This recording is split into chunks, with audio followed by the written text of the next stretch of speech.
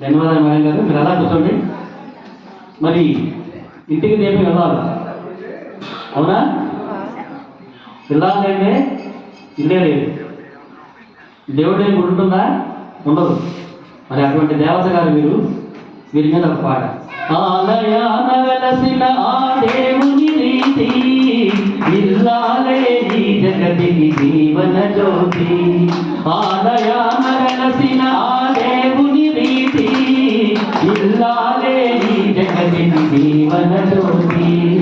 ఇల్లాలే ఈ జగతికి జీవన జ్యోతి.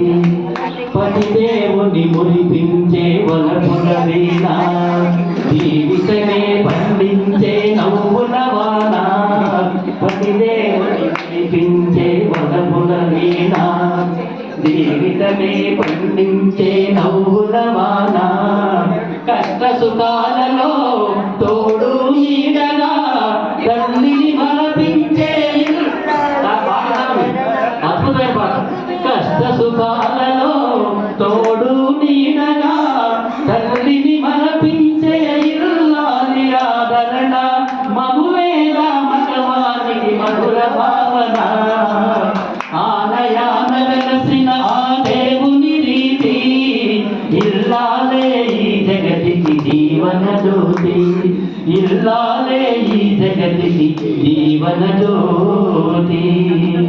సేవలతో అట్టమామ సంతసించగా, 10 మందిని ఆదరించు కల్పవల్లిగా, తనయుని వీరునిగా పెంచే తల్లిగా, సతియే గృహసీమనుగా చే దేవతగా.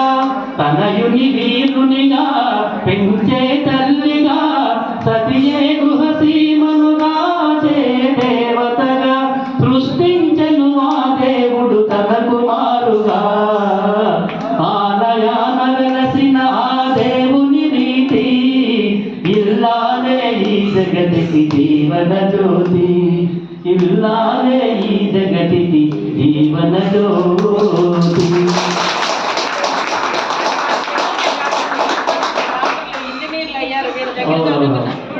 ధన్యవాదాలు మేడం. ఇది మీ జీవితంలో మరుపురాని సన్నివేశం అయి ఉన్నాయి. చక్కటి సన్మానం, గౌరవం, ఇట్లాంటి గౌరవం దక్కించుకోవడం చాలా అరుదైన విషయం అండి. పెద్ద పెద్ద సభల్లో గౌరవాలు ఎన్నో తీసుకోవడం జరిగింది, అవార్డ్స్ అవి. కానీ ఈ రోజు జరిగిన ఈ సత్కారం మాత్రం నిజంగానే నాకు జీవితంలో మరపురాంది. సంగీతాన్ని మంచి పాటతోటి నేను చాలా సంగీతాభిమానిని. సంగీతం నేర్చుకున్నాను, సంగీతం పాడేదాన్ని.